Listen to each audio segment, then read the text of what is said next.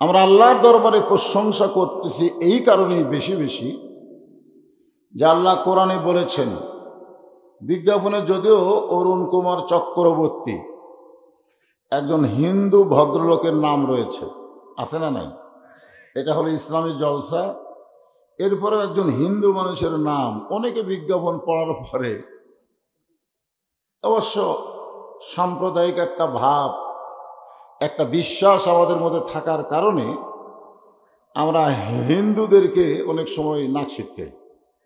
কিন্তু এখানে এই তরুণ কুমার চক্রবর্তীর যে কথা তুহিন সাহেব বললেন, তাকে নাক ছিটকানো যাবে না, বরং আমাদের মুসলমানের চাইতেও হিন্দু হয়ে অনেক ভালো কাজ করেছে। এই জন্যে আমরা সবাই তার জন্য দোয়া করব, আল্লাহুম্মা ইহদিনাস সিরাতাল মুস্তাকিম। সকলে বলে আমিন। আর আমি আমার সাধ্য মতো চেষ্টা করে যাচ্ছি বাচ্চারা কষ্ট না পায়। মসজিদ, মাদ্রাসা, ইসলামাত, কবরস্থান, গোরস্থান যা আছে দয়া করে দেখে আসবেন। আমি কাজগুলি নিজ দায়িত্বে নিজের মতো মনে করে কাজগুলি করি। কেন করি? ইসলাম ধর্ম আমার কাছে ভালো লাগে। শান্তির কথা বলেন, অশান্তির কথা বলেন না। আর আমার সঙ্গে যারা থাকে সব ইসলামের লোকজন থাকে। আমরা যার জন্য অপেক্ষা করছি তার বক্তব্য শুনতে হবে। আর আমরা বদরুল রশিদ সাহেবের সেই হাস্যজ্জ্বল কথাগুলি শোনার জন্য আমি অপেক্ষায় আছি। সকলকে ধন্যবাদ। কারণ ঈমান গ্রহণ না করে যত ভালো কাজই করেন কোনো লাভ হবে না। যার প্রমাণ হলো নবীর চাচা আবু তালেব। যার প্রমাণ কে? নবীর চাচা বুঝলেন? আমশহর পূর্বপাড়া আজকের এই বিশাল ইসলামী জলসায় বরেণ্য অতিথি জনাব তরুণ কুমার চক্রবর্তী এসেছিলেন। বললেন আমি ওয়াজ শুনবো, কিন্তু নেই। আল্লাহর নবী বলেন, মায়ের পেটে থাকতে আমি এতিম হয়েছি, কিন্তু দুনিয়াতে আসার পরে আমি এতিম ছিলাম না। আমার বাবার অভাব পূরণ করেছে আমার চাচা আবু তালেব। রাসূল বলেছেন, মায়ের পেটে যখন আমি ছিলাম তখন কি হয়েছি? এতিম হয়ে গেছি, কিন্তু দুনিয়াতে আসার পরে আমি এতিম ছিলাম না, কারণ আমার বাবার সমস্ত দায়িত্ব পালন করেছে আমার চাচা। এত ভালো মানুষ হওয়ার পরেও কিন্তু জান্নাতে যাবেন না। মারাত্মক কথা। একটাই মাত্র দোষ হলো, তার ঈমান ছিল না। তাহলে কি বুঝলেন? ঈমান যদি না থাকে তাহলে সে যত কাজ করুক কোনো কাজের পুরস্কার আল্লাহ আখিরাতে দিবে না। ওমাইয়াবতাগি গায়রাল ইসলাম দীনান ফালাই ইকবালা মিনহু। এই আয়াত দিয়ে আল্লাহ বুঝাই দিলেন আমি আল্লাহ নিরপেক্ষ নই। আল্লাহ বুঝাইলেন একমাত্র কবুলযোগ্য ধর্মের নাম কি? ইসলাম। ইসলাম ছাড়া কেউ যদি অন্য ধর্ম গ্রহণ করে, অমাইয়াবতাগি গায়রাল ইসলামা দীনান, কি বুঝলেন? ইসলাম ছাড়া, গয়রা মানে ছাড়া, অন্য কোনো ধর্ম কেউ যদি গ্রহণ করে, লা ইউকবালা মিনহু, সেই ধর্মটা কবুল করা হবে। এ কথা কি মওলানা বজলুল রশিদের না আল্লাহ? তাহলে আল্লাহর কথার সাথে কি আমরা একমত না দ্বিমত? একমত। তবে আল্লাহ বলেছেন, লা তামুতুন্না ইল্লা ওয়া আনতুম মুসলিমুন। যদি কেউ মুসলমানের ধর্মে জন্ম নেয়নি, হিন্দু ধর্মে জন্ম নিয়েছে, সে মরার সময় যদি মুসলমান হয়ে মরে তাহলে তার আর কোনো সমস্যা যখন আছে নাকি? আর আমরা মুসলমানের মধ্যে জন্ম নিয়েছি কিন্তু মরার সময় যদি বেঈমান হয়ে মরি তাহলে সমস্যা আছে না নাই? এই জন্য আমরা এটুকু দোয়া করতে পারি, যিনি মাদ্রাসার ব্যাপারে এত সহযোগিতা করতেছেন, আল্লাহ পাক তাকে বিদায়কালে অন্তত ঈমানটা গ্রহণ করার তৌফিক দান করুক। সকলে বলে আমিন। তবে বাপদাদার ধর্ম ছাড়া ইসলাম ধর্ম গ্রহণ করা খুবই কঠিন। একেবারে মৃত্যুর বিছনায় যখন আবু তালেব পড়ে গেছে তখন আল্লাহ রাসূলকে বললেন, চাচা খালি একটা বার, কয়বার? খালি একটা বার যদি আপনি বলেন লা ইলাহা ইল্লাল্লাহ মুহাম্মদ রাসূলুল্লাহ, আমি আপনার হাত ধরে জান্নাত ঘরে পৌঁছে দেব। এমন কথা শোনার পরেও চাচা বললেন, মরি যখন যাচ্ছি বাজান, বাপদাদার ধর্ম ছাড়ব না। তার মানে আমরা মোটামুটি প্লাস পয়েন্টে আছি, আমরা ইসলামের মধ্যেই জন্ম নিয়েছি, এজন্য প্রশংসা হবে কার? নিদানে আখেরাতে তরাইতে পলসে রাতে কান্ডারি হইয়া নবী পার করিবেন সেই তরণী। সবাই বলেন নবী মোর পরশমণি, নবী মোর সোনার খনি, নবী নাম ভাবে যেজন সেই তো দোজাহানের ধনী। এমন একজন নবী আমরা পেয়েছি, সুবহানাল্লাহ বলে, যেই নবী ঘোষণা করেছে, কি ঘোষণা করছেন? যে আমার একজন উম্মত, কয়জন? একজন উম্মত যতক্ষণ বাহিরে থাকবে আমি নবী ততক্ষণ জান্নাতের মধ্যে ঢুকবো না। এখন বলেন আমাকে আর কোনো টেনশন আছে? এই জন্য গায়ক তার গানের মধ্যে কি বলছে? আসেন আমার মুক্তার, আসেন আমার বারিস্টার, শেষ বিচারের হাইকোর্টেতে তিনি আমায় করবেন পার, আমি পাপী তিনি জামিনদার। আল্লাহ যখন হাকিম হইয়া আমাদেরকে আসামি বানায় বিচার শুরু করবেন, ওই সময় আমাদের নবী উকিল হয়ে বারিস্টার হয়ে আমাদের ব্যাপারে আল্লাহর কাছে ওকালতি করে আমাদেরকে জামিন করে জান্নাতে পৌঁছায়া দিবে। এমন একজন নবীর উম্মত হওয়াতে খুশি না বেজার? তাহলে আমার সঙ্গে সকলেই বলা লাগবে, গুনগুন করে বলতে পারবেন না? নবী না হয়ে দুনিয়ার না হয়ে ফেরেশতায় আল্লাহর হয়েছি উম্মত আপনার, তার তরে শুকুর। এটা শোনার জন্য আমি বলিনি। এই যে আপনারা বলেন 1000 বার, এই 1000 বার যখন এই গজল লেখছে তখন 3 টাকা দিয়ে একটা গরু পাওয়া যেত। একটা গরুর দাম কত? তাহলে এখন 1 কেজি গোস্তর দাম কত? তাহলে 650 টাকা 1 কেজি গোস্তর সময় আপনার 1000 বারই বলতেছেন, যখন 3 টাকার গরু দিয়ে এই 1000 বার কইছে। এইটা কওয়া লাগবে। এখন বাংলাদেশে 1000-এর কোনো খাওয়া আছে? আমি চিন্তা করে দেখলাম, দেখি আপনাকে শুকুর গুজারের অবস্থাটা কি। তখন দেখেন ওই মানধাতারা বলেও যায়, এখনই তাই। এই জন্য সকলে বলবো কোটি কোটি বার, বলতে পারবেন না? তার তরে শুকুর কোটি বার আলহামদুলিল্লাহ। এখন যে কোরআন থেকে আমরা আলোচনা শুনবো, এই কোরআনে কোনো সন্দেহ সবাই বলা লাগবে। আমাদের বাংলাদেশে মাহফিলের যারা সভাপতি হয়, প্রধান অতিথি হয়, এরকে বেটার মাথার কোনোদিন আমরা পাগড়ি দিবার পারলাম না। হায় আফসোস, হায় আফসোস। যাদের মাথায় আমরা পাগড়ি পরে দেই, খবর নিয়ে শুনি এরা অধিকাংশই গরিবের সন্তান। আর এই গরিবের সন্তানের এক সময় আলেম হইয়া আমাকে ইমাম হয়। যেরকম কথা ঠিক কিনা? তুমি যত বড়ই নেতা হও, পিছনে দাঁড়াও, সামনে যাওয়ার ক্ষমতা তোমার নেই। নেতাগুলো যখন কোরআনের মঞ্চে বলে যে আমরা তো কোরআন বুঝি না, তো কথা বলিস কেন? কথা বলবি জনসভায়, কোরআনের মাহফিলে তোমাদের কোরআন না জানা থাকলে কোনো কথা বলার অধিকার নেই। কোরআনকে থামা থিয়ে তোমরা আজাড়া পেঁচাল মারো।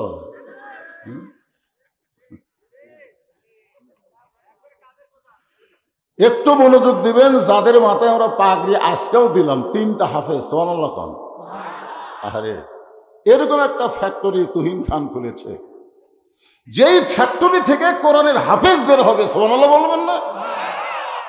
আল্লাহ কোরআনে বলেছেন, আরাআইতাল্লাযী ইউকাযযিবু বিদ্দীন ফাযালিকাল্লাযী ইয়াদউল ইয়াতীম ওয়ালা ইয়াহুদ্দু আলা তাআমিল মিসকিন। তারাই দিনের ব্যাপারে, ধর্মের ব্যাপারে মিথ্যাবাদী, যারা এতিম অসহায়কে দেখতে পারে না, এতিম অসহায়কে গালমন্দ করে, ধাক্কা দিয়ে, গলা ধাক্কা দিয়ে বের করে দেয়।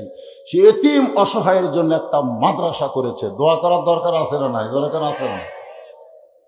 আমি যে কোরআন থেকে আপনাদের সামনে আলোচনা করব, এই কোরআনে কোনো ধোঁকা সবাই কিন্তু নাই বলতেছেন না। ধোকা আছে? তো নাই বলতে আপনাদের অসুবিধা কোন জায়গায়? এই কোরআনে কোনো গোজামি, এই যে 3 বার আপনারা নাই করলেন, কয়বার করলেন? সন্দেহ নাই, ধোকা নাই, গোজামিল নাই। ফেরেশতা বলতেছে আল্লাহ এর রেজাল্ট কি? আল্লাহ বলতেছে এদের রেজাল্ট হলো এদের জীবন থেকে জাহান্নামকে আমি আল্লাহ নাই করে দিলাম। আপনার কি মনে করছেন জান্নাত পাওয়ার জন্য সারা জীবন উপর হয়ে থাকা লাগবে? এক কথার দ্বারা আল্লাহ মানুষকে জান্নাত দেবার পারে, জোরে কোন কথা ঠিক কিনা? এক কথার জন্য মানুষ সারা জীবনের আমল বরবাদ হতে পারে। যেরকম চিটাগাঙ্গের একজন বলছে আজান আমার পছন্দ হয় না, ওর আর কোনো ইবাদতের দরকার আছে? সব শেষ হয়ে গেছে। তা আপনারা এই কোরআনের পক্ষে 3টা সাক্ষী দিলেন। 1 নম্বর হলো সন্দেহ নাই। তাহলে সন্দেহমুক্ত কোরআন থেকে আমি যে কথা বলবো এ কথা কিন্তু বিশ্বাস করা লাগবে। আবার রাস্তার যাবেন আর কবেন হুজুর এগুলো পাইলেও কোথায়? আজকে আমাদের সমাজে একটা সবচেয়ে বড় বিপদ কি জানেন?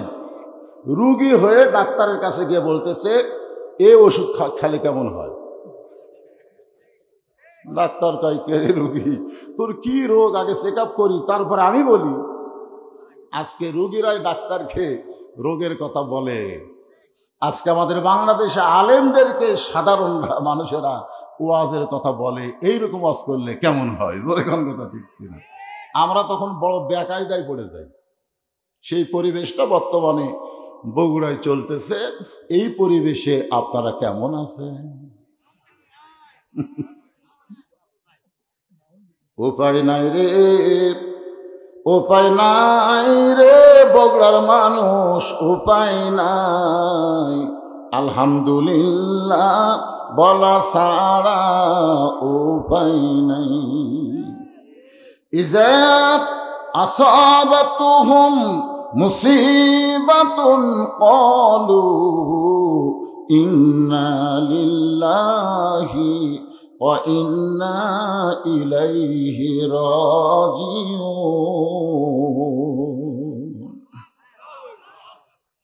যখন তোমাদের উপরে বিপদ আপদ মুসিবত আসবে তখন তোমরা কি বলবে? ইন্না লিল্লাহি ওয়া ইন্না ইলাইহি রাজিউন। আপনারা বলেন তো বর্তমানে আমাদের বাংলাদেশের সবচাইতে বড় বিপদ কি? আমরা তো মানুষ মরে গেলে এটা পড়ি, কিন্তু আসলে বর্তমানে বাংলাদেশের সবচাইতে বড় বিপদ হলো মানুষ কোরআনের ওয়াজ শোনে কিন্তু কোরআন মোতাবেক চলতে পারে না। জোরে কোন কথা ঠিক কিনা? আপনারা বলেন এই কোরআনকে শুধু ওয়াজ শোনার জন্যে? এই কোরআনের 1 নম্বর শ্রোতাকে আবু জেহেল। সারা রাত কোরআন শরীফ শুনে সকালবেলা বলতেছে এত সুন্দর কোরআনের বাণী, রাতটা কোন দিক দিয়ে গেছে আমি বুঝবারই পারিনি। তাহলে কয় নম্বর হলো? মানে সারা রাত কোরআন শরীফ শুনেছে আর সকাল। এই কোরআন শোনা যাবে কিন্তু গ্রহণ করা যাবে না। গ্রহণ করলে আমাদের মতন মানুষের ভুয়া নেতৃত্ব চলবে না, আব্দুল্লাহর এতিম পোলাকে নেতৃত্ব দিতে হবে। আমাদের মতন মানুষের ভুয়া নেতৃত্ব চলবে। এ কোরআন শরীফ বাংলাদেশে চালু হোক, এটা 3 শ্রেণীর মানুষ চায় না। কয় শ্রেণীর? এ কথা মাইকের সঙ্গে ঠিক আছে?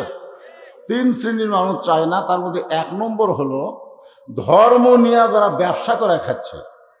এরা কোনো সময় চাবে না যে কোরআন চলুক, কোরআন দিয়ে বাংলাদেশ চলুক, কারণ তাদের ব্যবসার ভাটি পড়বে। জোরে কোন কথা ঠিক কিনা?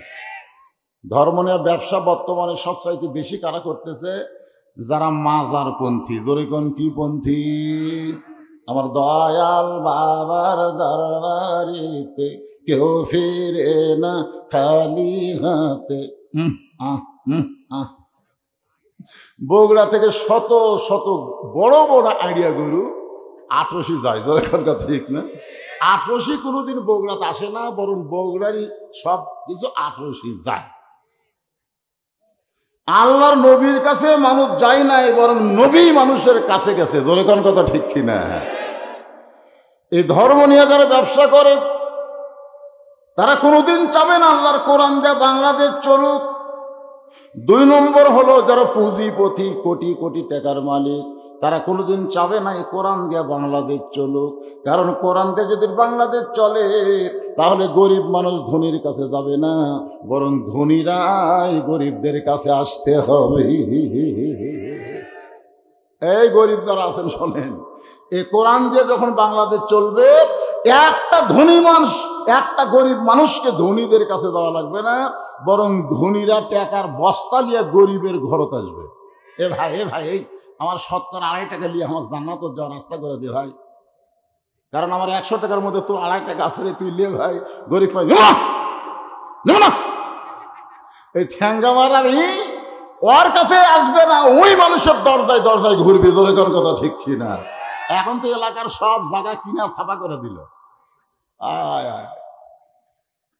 এক ব্যাগ টেকালা ঘুরতেছে 7 দিন, একটা গরিবও দরজা খোলে না। টেকালা কয় আল্লাহ আমার গরিব বানিয়ে দিলেই ভালো হতো আল্লাহ, দরজা খুলে বসে থাকতাম, ধনীরা আমার টাকা দিত, আর আমি এখন টাকা দিবার চাই, কেউ নেয় না।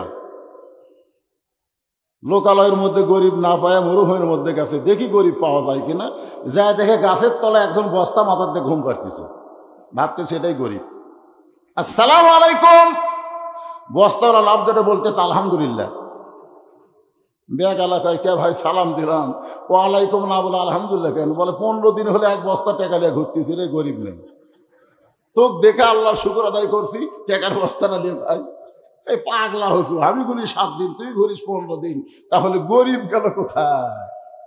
যখন সুদ ভিত্তিক অর্থনীতিকে কবর দিয়ে যাকাত ভিত্তিক অর্থনীতি বাংলার জমিনে চালু হবে, তখন বাংলাদেশ দুর্ভিক্ষ হবে না, কোন নেতা বাংলার টাকা বিদেশে পাচার করতে পারবে না। জোরে জনগণ হচ্ছে না। এই শালা পুঁজিপতিরা কোনোদিনও চাবে না এই কোরআন দিয়ে বাংলাদেশ চলুক। জোরে কোন ঠিক কিনা? আর একটা হলো আবু জেহেলি মার্কা রাষ্ট্রীয় শক্তি। এরা চিন্তা করতেছে যদি কোরআনের রাষ্ট্র হয় তাহলে আমাকে এই ভুয়া নেতৃত্ব চলবে না, ভুয়া নেতা যাই একটা কোরআনের আয়াত পাওয়া পারে না, খালি জনগণের খেদমত করবার চাই। এই শালার মুখের সাথে অন্তরের মিল নেই। হ্যাঁ এখন ঠিক কিনা? জনগণের খেদমত করবা তুমি যে বসন্তের কুখিল, এটা বাংলার মানুষ জানে, জানিকে জানে না, কথা কান জানিকে জানে না। হ্যাঁ, তাহলে 3 দল মানুষ কিয়ামত পর্যন্ত এই কোরআন বাংলার জমিনে চালু হোক, এই কোরআন পৃথিবীতে চালু হোক, তারা কোনো সময় চাবে? একটু জোরে বলেন চাবে? আমি সেই কোরআন থেকে মানুষ মরে গেলে যে আয়াত পড়ি, সে আয়াত দিয়ে তাফসির করতেছি। এইটা কিন্তু মানুষ মরার আয়াত না, এইটা হলো বিপদ আপদ মুসিবতের আয়াত। যখন তোমাদের উপরে বিপদ আপদ মুসিবত আসবে কলু, তখন তোমরা কি বলবে? ইন্না লিল্লাহি ওয়া ইন্না ইলাইহি রাজিউন। সবাই আমার সঙ্গে বলেন, কোন বনেরই পাখি তুমি। আচ্ছা এই দেখেন তো, ওই যে 2টা ছেলে, ওই একটা মুরব্বী এখন পর্যন্ত ওঠেনি। এই ছেলা ছোকরারা কোরআনের মাহফিলে কেন আসে? এরা মাগরিবও পড়েনি, এসবও পড়েনি, এরা ফজরও পড়বি না। এই শালা সিজার করার এখানে কোরআনের মাহফিলে এসে কোরআনের বিশাল একটা ক্ষতি করে। আমি দেখি জুমার দিনে সবাই যে সমস্ত মুসল্লি সবার শেষে আগে যায়, এরা কিন্তু নামাজ পড়বার আসে না, এরা আল্লাহর সঙ্গে মস্কারা করবার আসে। জোরে কোন কথা ঠিক কিনা? শালা স্যান্ডেল চোরা, ওই আসে পুরাতন স্যান্ডেল পাওয়ার দিয়ে নতুনের কাছে থয়, সবার আগে বাইরে হয়ে নতুন পাওয়ার দিয়ে চলে যায়। ধরা পড়লে কই বদল হচ্ছে ভাই, বদল হচ্ছে ভাই। বদল খালি নতুনই হয়। এই শালা ছোকরারা কোরআনের মাহফিলে বসাই লাগতে হবে কি? এইবারে কেউ যদি ওঠে, এই 3টে চলে গেল, মানে মিস কল মারছে, কে যেন মিস কল মারছে, চলে গেছে। জুমার দিনে সবার শেষে আসে আগে যায়, এরা মুসল্লি না, এরা নামাজ নষ্ট করতে আসে। জোরে কোন কথা ঠিক কিনা? এদেরকে আল্লাহ বলেছে ফাওয়াইলুল লিল মুসাল্লিন, এরা মুসল্লি নামের কলঙ্ক। শেষে আসা আগে যায়। দেখি এবার কে ওঠে। পেশাব লাগছে, কে মুরব্বীকে পেশাব আপনি লাগছে না? হিসাবে তো আপনার বেশি লাগার কথা। এই জুয়ান তাকড়া যদি 8 ঘন্টার মধ্যে ওঠে, এরা বউ পালবি কি করে রে? যার পেশাব কন্ট্রোলিং পাওয়ার যত বেশি, আল্লাহ তার যৌন ক্ষমতা তত বেশি দিয়েছে। জোরে কোন সুবহানাল্লাহ, এখন সুবহানাল্লাহ জোরে কোন। আপনি জানেন এই পেশাব কি? যে কোরআন থেকে তাফসির হবি কেবল ইন্না লিল্লাহ, সেই কোরআনকে আল্লাহ লক্ষ্য করে বলেন, অনুনাজ্জিলু মিনাল কুরআনি মা হুয়া শিফাউ ওয়া রাহমাতুল লিল মুমিনিন। মুমিনদের যাবত রোগের ঔষধ হিসাবে, জোরে কোন কি হিসাবে? শিফা হিসাবে আল্লাহ তাআলা এই কোরআনকে নাজিল করেছে। আমার 2017 সালে, 2000 কত সালে আমি বগুড়া ডায়াবেটিস হাসপাতালে যখন দেখালাম, ডায়াবেটিস ডাক্তার আমার অবস্থা দেখে বলতে, হুজুর আপনার এই ডায়াবেটিস কন্ট্রোল করবার গেলে আপনি যখন ওয়াজ করেন তখন 1 ঘন্টা পর পর পেশাব করা লাগবে।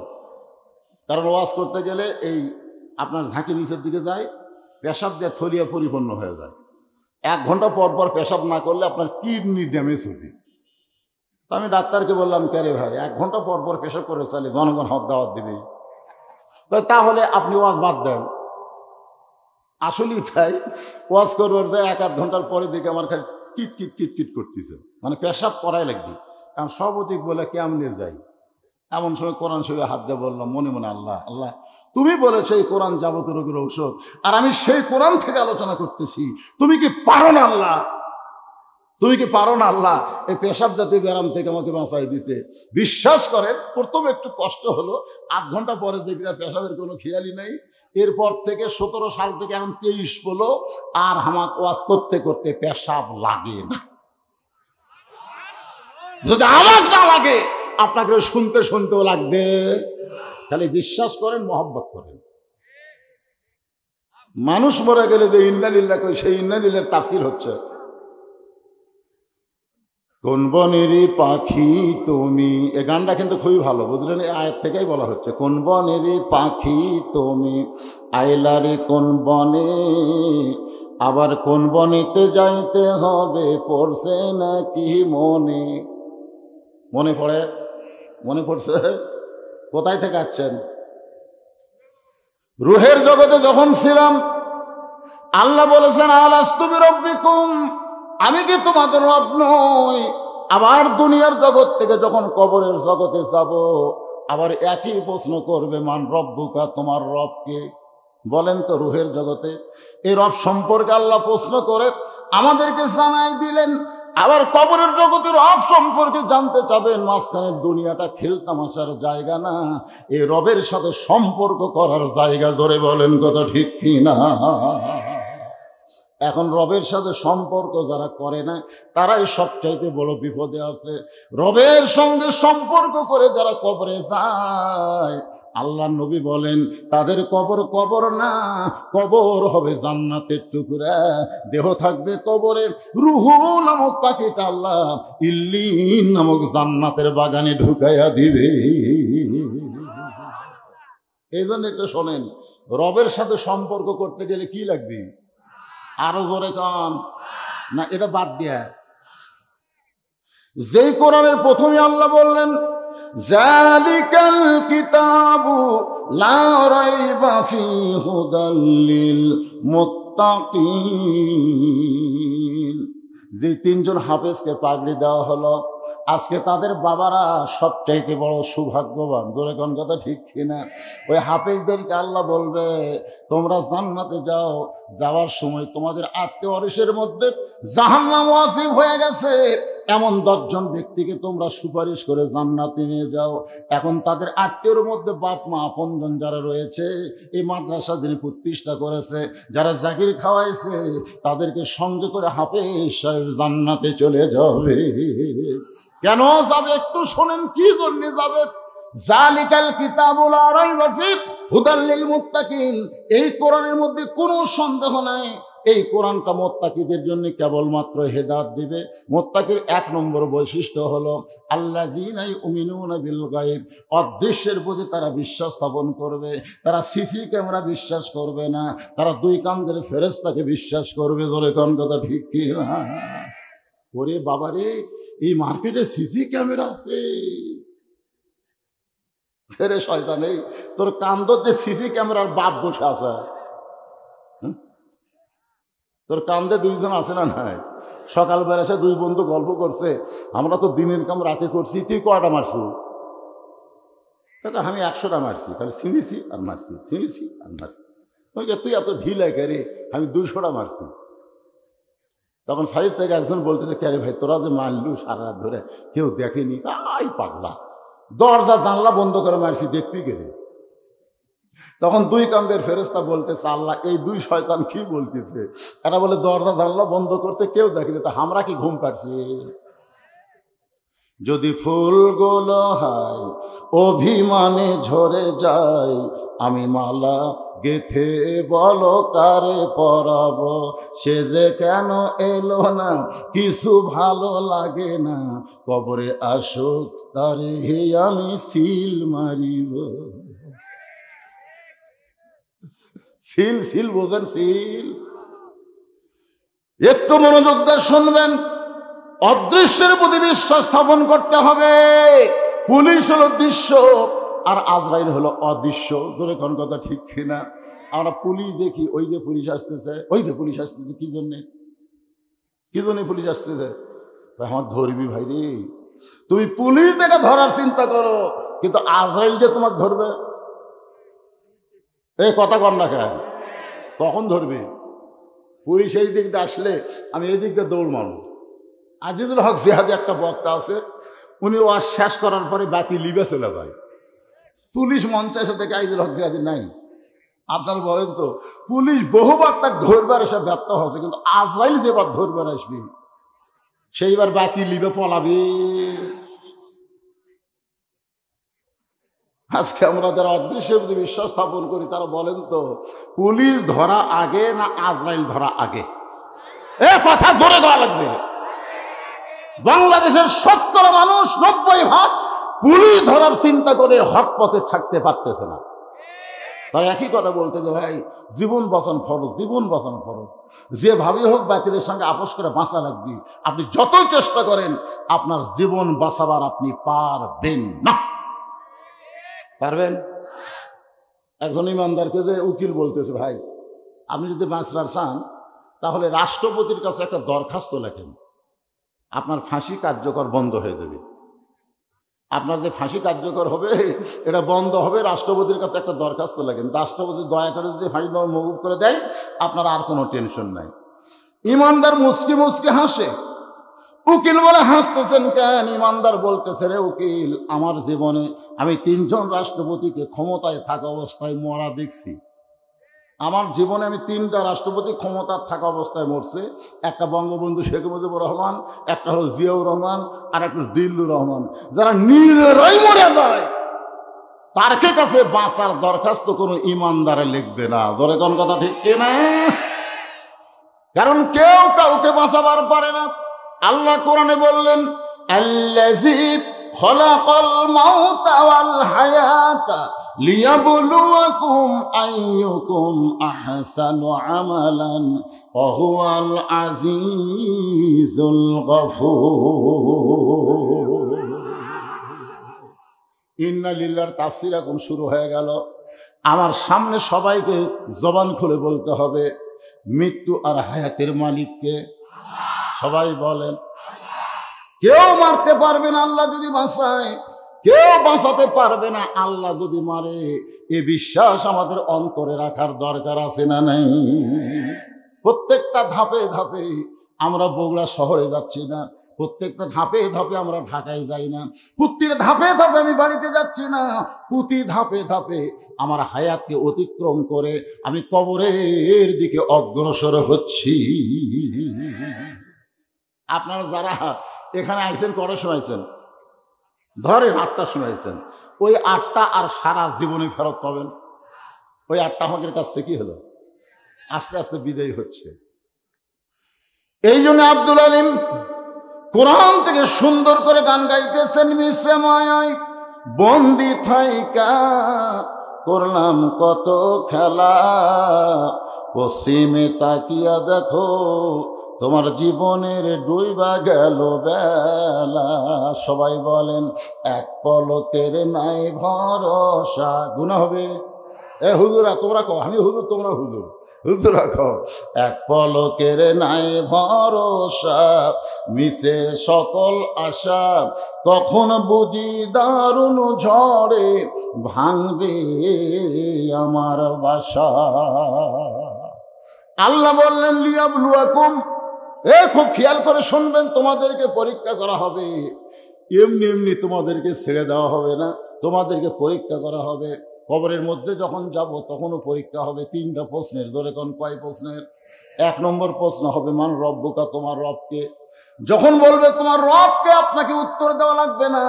আপনি সারা জীবনে নামাজ পড়েছেন, ওই নামাজ আপনার পক্ষে দাঁড়িয়ে বলবে রে মুনকির নাকির, কাকে রব সম্পর্কে প্রশ্ন করতেছ? বলে যিনি কবরের মধ্যে শুয়ে আছে তাকে। বলে তাকে প্রশ্ন করার আগে আমরা উত্তর দিচ্ছি রে মুনকির নাকির। তোরা বলতে হবে এই লোকটা সারাদিন কয় রাকাত নামাজ পড়েছে, এই লোকটা সারাদিন কয় রাকাত নামাজ পড়েছে, সারা সপ্তাহে কয় রাকাত নামাজ পড়েছে, সারা মাসে কয় রাকাত নামাজ পড়লো, সারা বছরে কয় রাকাত নামাজ পড়েছে, সারা জীবনে কয় রাকাত নামাজ পড়েছে। মুনকির নাকির বলবে আমরা তো জানি না। তাহলে জানিস না প্রশ্ন করিস কেন? যে লোকটা আমাদের নিয়ত করার পরে আলহামদুলিল্লাহ রাব্বিল আলামিন বলেছে, রুকুতে গিয়ে সুবহান রাব্বিয়াল আযীম বলেছে, সিজদায় গিয়ে সুবহান রাব্বিয়াল আলা বলেছে, তাকে আবার রব সম্পর্কে প্রশ্ন করে লজ্জিত করলি কেন? মুনকির নাকির বলে আল্লাহ তোমার বান্দাকে রব সম্পর্ক প্রশ্ন করার সাথে সাথে নামাজ যেভাবে খেপে গেল, আল্লাহ বলতেছে যার আমলে নামাজ আছে তার রবের উত্তর হইয়া গেছে। লিল্লাহে তাকবীর। আর যারা নামাজ পড়তেছেন না, এই মাগরিব এসা পড়েন কে করে? হাত তুলবার বলতেছি না। সবচাইতে বড় আদালত সুপ্রিম কোর্ট, হাইকোর্ট না, সবচাইতে বড় আদালত হচ্ছে আপনার বিবেক। জোরে কোন কথা ঠিক কিনা? বিবেকের আদালতে এরকম ঠোকাতে বলেন, ঠোকাতে বলেন যে ফজর পর্যন্ত বাঁচার গ্যারান্টি কার কার আছে? নাই তো বললেন না কেন? ও নামাজে মরবি আর আবার হুজুর দোয়া করবো। আমি মাদ্রাসার হুজুরকে বলবো খবরদার, এলাকার কোনো মানুষ মরলি আপনারা পাইকারি হারে কোরআন পড়তে যাবেন না। আগে জানা লাগবে সেই লোকটা জীবিত অবস্থায় কোন দল করছে। মরার পরে তার জন্য কোরআন খতম দিয়ে লাভ হবে না, কারণ কোরআন শরীফ মরা মানুষের জন্য আল্লাহ পাঠায়নি, কোরআন পাঠাইছে জীবিত মানুষের হেদায়েতের জন্য। ধরে কোন কথা ঠিক কিনা? আমার এক দাদা মানুষ বললি বলে আলহামদুলিল্লাহ। আমি বললাম দাদা ইন্না লিল্লাহ না কয় আলহামদুলিল্লাহ কেন? বলে 2 মাস হলে কেউ মরেনি ভাই। আজকে মরার খবর শুনে খুব খুশি লাগতেছে, কারণ কয়েকটা দাওয়াত হবে। আমি বললাম আপনারা কি করেন? বলে যে ব্যক্তি মরে যায় তার রুহের মাগফিরাত আমরা কোরআন খতম দেখাই ভাই।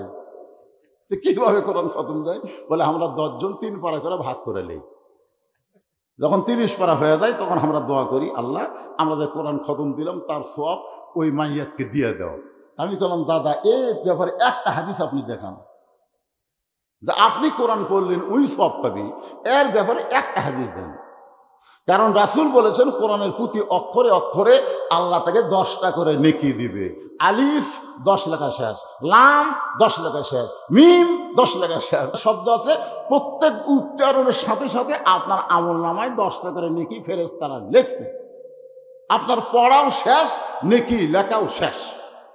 তাহলে আপনি যখন বলতেছেন উমুককে দিয়ে দেও, একই সওয়াব আল্লাহ কয়বার দিবি? আমার দাদা বলতেছে খবরদার এ কথা যেন কোস না, তাহলে আমাকে আর কেউ দাওয়াত দিবি না। আমার দাদাও জানে কারো বাড়িতে যে কোরআন খতম দিলে ওর লাভ হবে না, লাভ হবে যিনি কোরআন পড়েছে তাকেই আল্লাহ লাভবান করবে। জোরে কোন কথা ঠিক? এই জন্য এই কোরআন কিন্তু মরা মানুষের জন্য না, কোরআন হলো জীবিত মানুষের জন্য হেদায়েতের খোরাক।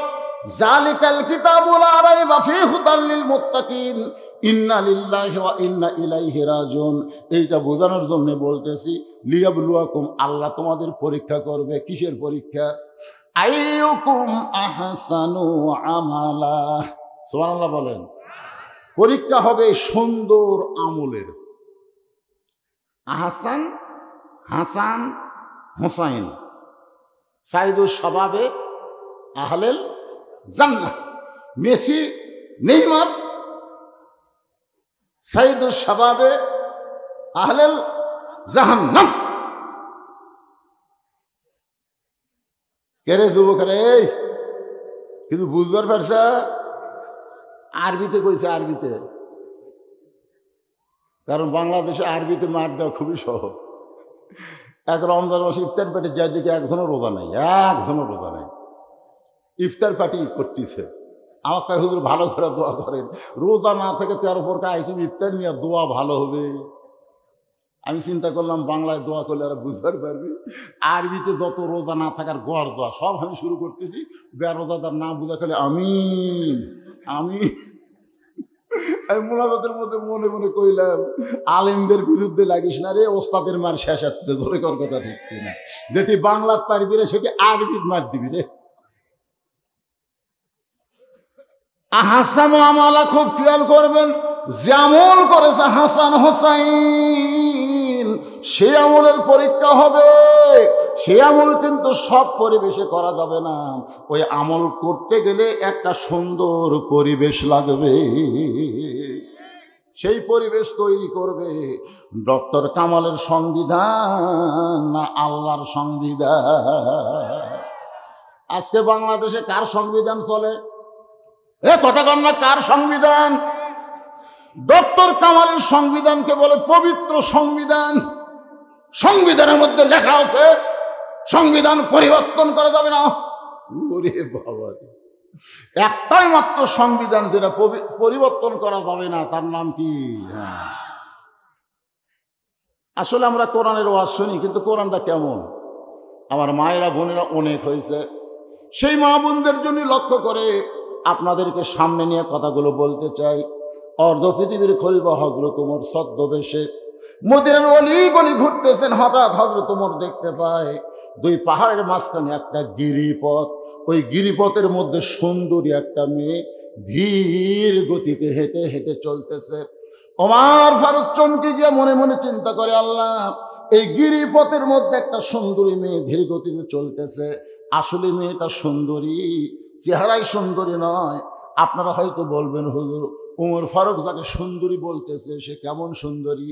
আল্লাহর কোরআন বলতেছে মেয়েটা যদি দেখতে কালো হয়, খাটো হয়, এরপরও আল্লাহর আইন পর্দা যদি মেনে চলে, আল্লাহর কোরআন তাদেরকেই কেবল সুন্দরী মেয়ে বলে।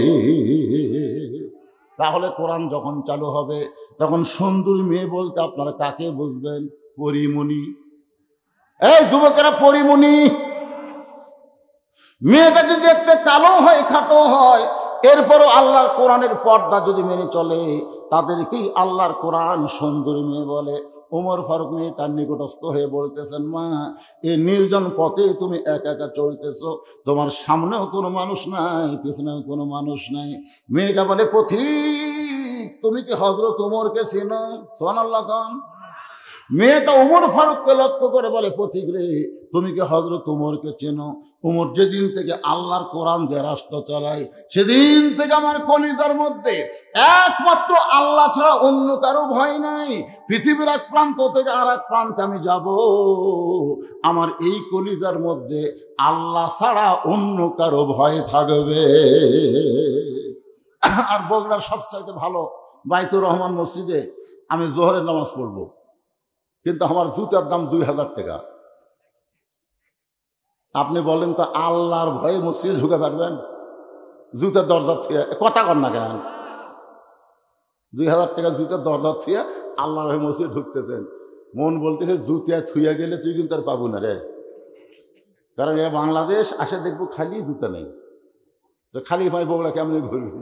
তখন জুতা হাতে ঢুকতেছে, মুয়াজ্জিন বলতেছে, কার ভয়ে? আল্লাহর ভয়ে।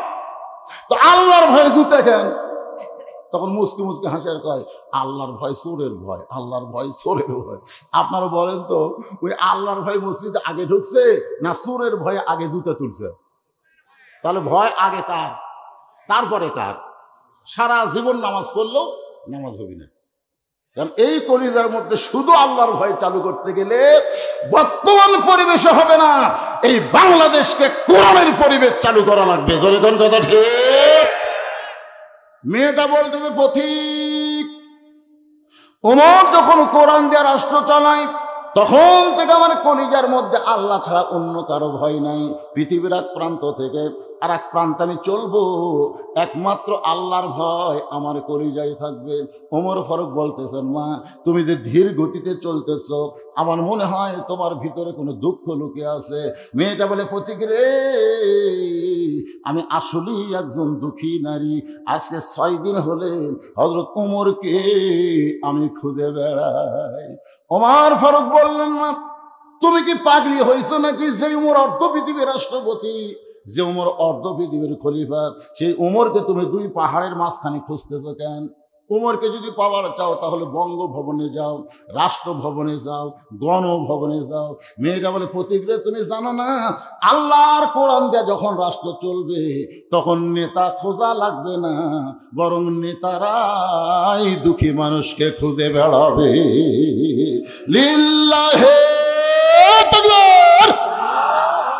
এই কোরআন দিয়ে যখন রাষ্ট্র চলবে তখন নেতা খোঁজা লাগবে। আমাদের বাংলাদেশের নেতারা ভোটের আগে যেভাবে কাছে পাওয়া যায়, ভোটের পরে এক নেতাও হাইরে চামচাকের অত্যাচার ভাই, নেতার কাছে যাওয়া যায় না। জোরে কোন ঠিক কি না?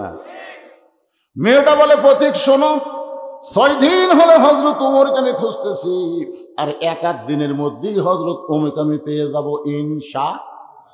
আপনারা বলেন তো, মেয়েটা ওমরকে পাইছে কি পাই নাই? ওমর ফারুক চোখের পানি বের করে বলতেছেন, মা তুমি যে ওমরকে খুঁজতেছ, আমি হইলাম সেই ওমর। সঙ্গে সঙ্গে মেয়েটা মাটির দিকে তাকায় বলে, ইয়া আমিরুল মুমিনিন, আপনি যদি সেই ওমর হন তাহলে চোরের মতন একা একা কেন ঘুরতেছেন? আপনার কি কোনো চান্সে নাই? একটা নেতা স্টেজের দিকে যখন আসে, আশেপাশে দেখবেন অনেকগুলো যুবক আসতেছে। ধরে কোন কথা ঠিক কি না? আপনার বলেন তো, এইগুলা নেতার কে হয়? আরো জোরে, জোরসে বলুন। জোর হলো না, আরো জোরে।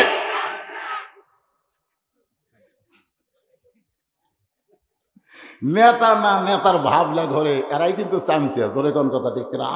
এর কে তামসা না, আমার চিনিস, আমার দল এখন ক্ষমতাতে আছে। এরকম একটা চামচ আসলো ফেরাউনের বাবুর্চি, এক দোকানত যায় বাকি খাই, টাকা চালি দোকান তুলে দিবার চাই। আমার চিনিস, আমার দল এখন ক্ষমতাতে আছে, একের দোকান তুলে দেবো। দোকানদার ভয় আর কিছু ভয় না, দোকানের সব শেষ। দোকানদার রাস্তায় বসে কাঁদতেছে, মুসা নবী রাস্তাতে যাচ্ছে, যাওয়ার সময় বলে, কে রে দোকান বদ্ধ রাস্তাত কান্দিস কে রে? বর্তমানে বাংলাদেশে অনেক দোকানদার রাস্তাত কান্দিচ্ছে। দোকান কথা ঠিক কিনা? এই শালা চামচাকের অত্যাচারে, চামচাকের অত্যাচার। মুসা নবী বলতেছে, রাস্তাত কান্দিস কে রে? দোকানদার বলতেছে, ফেরাউনের বাবুর্চি সব বাকি খাচ্ছে, টাকা চালি কয় আমার দল ক্ষমতা আছে, আমার চিনিস? মুসা নবী বলতেছে, এই বাবুর্চি কোথায়? বলে, ওই যে যাচ্ছে। মুসা নবী দৌড়ে গিয়ে সামনে দাঁড়ায় বলে, এই টাকা দে, টাকা দে। বাবুর্চি কয়, তুই কে রে? আমার দল এখন ক্ষমতায়। মুসা বলতেছে, আমার আল্লাহ এখন ক্ষমতায়। তোর দল না আমার আল্লাহ? আপনার বলেন তো, ক্ষমতা কে আছে? আরো জোরে, জোরসে বলুন। যারা বলতেছে আমার দল ক্ষমতায়, ওই একটা কথা বলার কারণে তারা সকলেই বেঈমান হয়ে গেছে। কারণ কোন দল ক্ষমতায় থাকতে পারে না, ক্ষমতার মালিক হচ্ছে আমার আল্লাহ। কোরআন দিয়ে যখন রাষ্ট্র চলবে তখন সমস্ত ক্ষমতার মালিকানা মানুষ কাকে বিশ্বাস করবে? তাবারাকাল্লাযী বিয়াদিহিল মুলকু ওয়া হুয়া আলা কুল্লি শাইইন কাদির। গোটা পৃথিবীর রাজত্ব, কর্তৃত্ব, মালিকানা কার হাতে? সমস্ত ক্ষমতার মালিককে। মেয়েটা বলতেছে, আমিরুল মুমিনিন, আপনি চোরের মতন একা একা ঘুরতেছেন, আপনার কি চামচা নেই?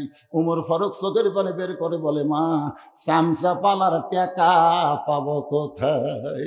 কারণ জনগণের টাকা যারা না খায় তারা চামচা পালার টাকা পায়। ধরে কোন কথা ঠিক কিনা? জুমার দিনে মসজিদে দাঁড়ায় খুতবা দিচ্ছে ওমর। মাঝখান থেকে মুসল্লি বলতেছে, আমিরুল মুমিনিন, আপনার খুতবা শুনবো না। ওমর ফারুক বলতেছে যে ভাই আমার কি খুতবার মধ্যে কোনো ভুল আছে? বলে ভুল আপনার খুতবাই নাই, ভুল হচ্ছে আপনার জুব্বার মধ্যে। আমাদেরকে খাটো পাঞ্জাবি দিয়ে আর আপনি লম্বা জুব্বা পরে খুতবা দিবেন? যতক্ষণ পর্যন্ত লম্বা জুব্বা কোথায় পালেন এটা না বলবেন ততক্ষণ আপনার ওয়াজ খুতবা আমরা শুনবো না। একটা সাহাবী ওমর ফারুকের পক্ষে কথা বলতেছে না, কারণ সবাই দেখে আমাদের খাটো, তার লম্বা কেড়ে। এমন সময় আব্দুল্লাহ ইবনে ওমর 6 লক্ষ হাদিসের হাফেজ, 30 পারা কোরআনের হাফেজ, কোন সুবহানাল্লাহ। ওমর ফারুকের সন্তান দাঁড়িয়ে বলে, রে নবীর সাহাবীরা, তোমরা খাটো পাঞ্জাবি হলেও নতুন কাপড় পরে তোমরা নামাজ পড়তে এসেছো, কিন্তু আমার দিকে তাকায় দেখো আমার পরে নতুন কোনো কাপড় নাই। সাহাবীরা বলে, এই আব্দুল্লাহ, আজকে জুমার দিনে তোমার পর নতুন কেন নাই? আব্দুল্লাহ বলতেছে, দুনিয়ার সবাই যখন ঘুমায় গেছে এমন সময় আমার বাবা আমার দরজায় গিয়ে ডাকতেছে, আব্দুল্লাহ আব্দুল্লাহ। গভীর রাতে আমার বাবা আব্দুল্লাহ আব্দুল্লাহ বলে যখন ডাকে, আমি দরজা খুলে তাকায় দেখি বাবা একটা নতুন পাঞ্জাবি নিয়ে দাঁড়ায় আছে। আমি দৌড়ে এসে বাবাকে বললাম, বাবা বাইতুল মাল থেকে একটা পাঞ্জাবি আমারে দিছে, আবার গভীর রাত্রে আমার একটা দিবার আইছেন। ওমর ফারুক কোরআন থেকে তেলাওয়াত করলেন, ইন্নাল্লাহা ইয়ামুরুকুম আন তুআদ্দুল আমানাতি ইলা আহলিহা ওয়া ইযা হাকামতুম বাইনান নাস আন তাহকুমু বিল আদল। আব্দুল্লাহ রে, বাইতুল মাল থেকে তোরে একটা পাঞ্জাবি দিছে আর গভীর রাত্রে আমি দিবার আইছি, এই কথা তুই কেমনে বললি বাবা? কারণ গোটা পৃথিবীর রাষ্ট্রের মানুষের আমানত আমার কাছে আছে। আব্দুল্লাহ, এই পাঞ্জাবিটা আমার বাজেট হয়েছে, কিন্তু এত ছোট পাঞ্জাবি পরে কেমনে খুতবা দিব বাবা? তোর পাঞ্জাবিটা আমাকে একটু দান করে দে। আব্দুল্লাহ বলে, নবীর সাহাবারা শোনো, ওই গভীর রাত্রে আমার পাঞ্জাবিটা বাবাকে দান করে দিলাম। বাবার পাঞ্জাবি আমার পাঞ্জাবি একত্র করে বাবা লম্বা জুব্বা বানায় খুতবা দেয়। এখন বলো খুতবা শোনা যায় কিনা? সমস্ত সাহাবীরা কান্দে, পাগলের মতন কান্দে, চিল্লায় বলে, আল্লাহ, তোমার কোরআন দিয়ে যখন রাষ্ট্র চলবে মুসলমান এমন নেতা দেখতে পাবে। লিল্লাহে তাকবীর। এই কোরআন দিয়ে যখন রাষ্ট্র চলবে এইরকম নেতাই তখন মুসলমানরা দেখতে পাবে। জোরে কোন সুবহানাল্লাহ। এরকম নেতাকে আপনাকে জগৎ পড়ে না? আয় আয়, বন্যার মধ্যে নিজে না খায় এক বুক পানির মধ্যে মানুষকে খাওয়ায়, হ্যাঁ, আবার সেই নেতাকে হাত কড়া পড়ায় জেলে দিয়া যায়।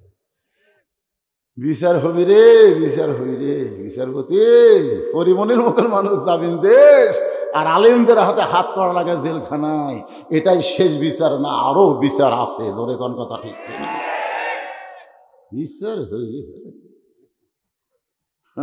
মাঝে মধ্যে কান্দের বলে, আল্লাহ আল্লাহ আল্লাহ, তোমার কাছে বিচার দিলাম আল্লাহ।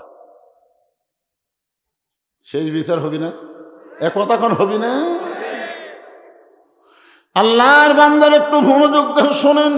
ওমর ফারুক বললেন, মা, আজকে 6 দিন হলে তুমি আমারে কেন খুঁজতেছ? আমাকে খোঁজার কারণ কি? মেয়েটা বলতেছে, আমিরুল মুমিনিন, আমি একজন দুঃখী নারী। ওমর ফারুক বললেন, তোমার দুঃখটা কি? বলে, আমার জীবনের সবচাইতে বড় দুঃখ হলো আমি 6 বছর বয়সে ঈমান গ্রহণ করেছি। 6 বছর বয়সে ঈমান গ্রহণ করেছি। ঈমানের কলেমা পড়লে কোনো সমস্যা নাই, কিন্তু ঈমান গ্রহণ করলেই সমস্যা। জোরে কোন ঠিক কিনা? আমাকে রে আশেপাশে আমার দাদার মধ্যে গল্প শুনছে। আমার দাদা গল্প করছে যে তাড়াত গাড়ি, এদিকে একটা কি গাড়ি, তাড়াত গাড়ি, একটা পাগলা ছিল, নাম হলো হাবু পাগলা। নাম শুনছেন? আমি কিন্তু দাদার মুখে শুনছি। হাজার হাজার মানুষ একটা অনুষ্ঠানে খাওয়া দাওয়া করতেছে, হাজার হাজার মানুষ খাচ্ছে, ইতিমধ্যে পাগলা সাইড দিয়ে যাচ্ছে আর বলতেছে, মানুষ নাই রে, এই মানুষ নাই রে।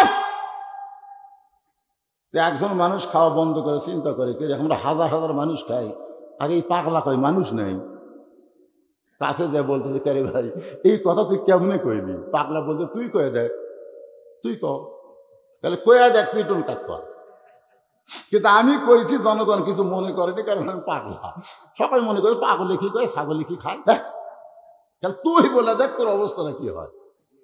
বলে ভাই আমি বলবো না, তোর কাছে শুনবার চাই, তুই কেন কইলি? বলে শুনে তো লাভ হবে না, দেখা লাগবে রে পাগলা, শোনা কথার দাম আছে। তোকে কেমনি দেখবো? তো সাইডে সাইডে দেখ, এই বগলের তলটা দেখতেছে 15-20 জন মানুষ, আর বাদ বাকি সব শিয়াল করতে। ভাই কি দেখলাম? যা দেখলি খালি দেখে আর তা বলিস না। দেশে আলো কলিকাল, ভেড়া সাটে বাঘের গাল, আসল কথা বললে তোমায় জেলে দিবে রে, আসল কথা বললে তোমায় রিমান্ডে নিবে রে। দেশে আইলো কলিকাল, ভেড়া সাটে বাঘের গাল, ভেড়া সাটে গাল। এমন অন্যায় সহ্য করতেছে, ভেড়া আসা বাঘের, বাঘ কিছুই কয় না, কলি জেলত দিবি জোরে কর কথা। এই শোনেন, মুসলমান হলো বাঘের জাত, আর ভারতের মালাওনেরা হলো ভেড়ার জাত। জোরে কোন কথা ঠিক না? ওই ভেড়া এসে আমাদের গাল চাটতেছে, গাল চাটতেছে।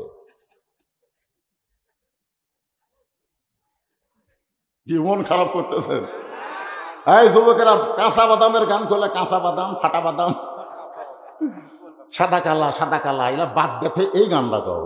দেশে এলো কলিকাল, ভেড়া চাটে বাঘের গাল, আসল কথা বললে তারা মারবে রে, আসল কথা বললে বউকে তারা ব্যবসা বানাবে, সাংবাদিক কাবিন চাবে, আর সাকিব খানের কাছে কোন মেয়েরা গেলে তার পেট খুলে দিবে। এই দেশে সাকিব খানের বিচার হবে না, মামুনুল হকের বিচার হবে। জোরে কোন কথা ঠিক না?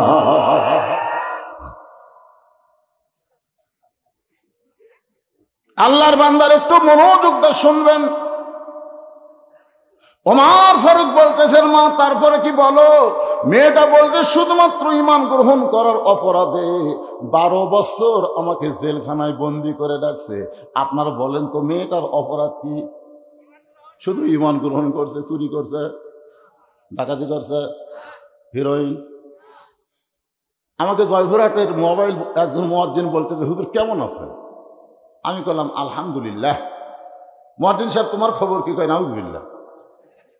নাউজুবিল্লাহ কেন? বলে হুজুর আজান দিচ্ছে, আকামত দিচ্ছে, কিন্তু ইমাম নাই। ইমাম নাই কেন? বলে ইমামকে পুলিশ কয়েকদিন ধরে খুঁজতেছে, তো ইমাম যে কোন জায়গায় লুকাছে হুজুর, আর আমরা ইমামই পাচ্ছি না। আমি বললাম তোমাকে গ্রামের সবচাইতে খারাপ মানুষ হলো ইমাম। হুজুর যে কি কয়, আমাদের 5 পাড়ার মধ্যে ইমামের চাইতে ভালো মানুষ কেউ নাই, তাহলে তাকে পুলিশ খুঁজে কেন? মুয়াজ্জিন কয় আমি তো জানি না। আরে জানি না, আমি আজান দাও, আকামত দাও, তোমার আকামত ইমাম হেরাবে যায়, আর ইমামকে পুলিশ খোঁজে, তোমার খোঁজে না। তদন্ত করে দেখো তো ইমাম কোন দল করে। কিছুদিন পরে মুয়াজ্জিন আমাকে বলতেছে, হুজুর ইমামের মারাত্মক দোষ আছে। বলে সে দোষটা কি? বলে ইমাম বিশ্বাস করে মসজিদ শুধু আল্লাহর না, গোটা বাংলাদেশ আল্লাহর। শুধু মসজিদ ভালো হবে না, গোটা বাংলাদেশকে ভালো করতে গেলে আল্লাহর কোরআনের দল করা ছাড়া উপায় নাই। ইমাম গোপনে গোপনে আল্লাহর কোরআনের দল করে। এই খবরটা কে যেন থানায় দিয়েছে, তখন থেকে পুলিশ ইমামকে খুঁজতেছে। তাহলে অপরাধ কি? আল্লাহর দল করলি। মেয়েটার সবচাইতে বড় অপরাধ হলো ইমাম গ্রহণ করেছে। শুধুমাত্র ইমাম গ্রহণ করার কারণে 12 বছর তাকে জেলখানায় বন্দি রাখছে। সকালবেলা 3টা করে চাবুক, বিকেলবেলা 3টা করে চাবুক। জেলখানায় বন্দি করার পরে কিছু যে করে, এটা মামুন হককে দেখলেই বোঝা যায়। যে মানুষটা সিংহ শাওকের মতন ভাষণ দিয়েছে, সেই মানুষটা হাজরা দিবার আসলে লাঠি ধরে হাসে। ধরে কোন কথা ঠিক না? সকালবেলা 3টা করে চাবুক, বিকালবেলা 3টা করে চাবুক মারছে। আমার দেহের এমন কোনো জায়গা নাই যে জায়গায় চাবুকের আঘাত লাগে নাই। আমির আল মুমিনিন, আপনি যখন রোম পারস্য দখল করলেন, তখন আপনি ঘোষণা করে দিলেন মুসলমান কোন রাষ্ট্র যখন দখল করবে, ওই রাষ্ট্র তখন আল্লাহর কোরআনের আইনে চলবে। আল্লাহর কোরআন দিয়ে যখন কোনো রাষ্ট্র চলবে, ওই রাষ্ট্রের জেলখানার কোনো দরকার পড়বে না। আমি রোমের জেলখানায় 12 বছর বন্দী ছিলাম। জেলখানার দরজা যখন মুক্ত হলো, আজকে 6 দিন হলে আমি আপনাকে খুঁজতেছি, কারণ আমার দাদা খ্রিস্টান, আমার বাবা খ্রিস্টান, যেই দেশে জন্ম নিয়েছে ওই দেশে সকলেই খ্রিস্টান। আমি একজন খ্রিস্টানের নারী মুসলমান হইয়া খ্রিস্টানদের কাছে কেমনে যাব, এই জন্য আপনাকেই খুঁজতেছিলাম। ইয়া আমির আল মুমিনিন, আপনাকে যখন আমি পেয়ে গেলাম, তাহলে এই দুঃখী মেয়েটাকে আপনি একটু আশ্রয় দিবে। ওমর ফারুক বললেন, মা আমি তোমাকে আশ্রয় দিবার তো পারবো না। মেয়েটা বলতে যে কোন কি, আমি জেলখানার ভিতর থেকে শুনবার পাইছি আপনার মতন ভালো মানুষ দুনিয়াত নাই। মানুষ যখন সারা রাত ঘুমায় আপনি তখন দুঃখী মানুষের কষ্ট দেখেন রাতের অন্ধকারে। আর এইরকম একটা দুঃখী মেয়ে, তাকে আপনি আশ্রয় দিবার পারবেন না।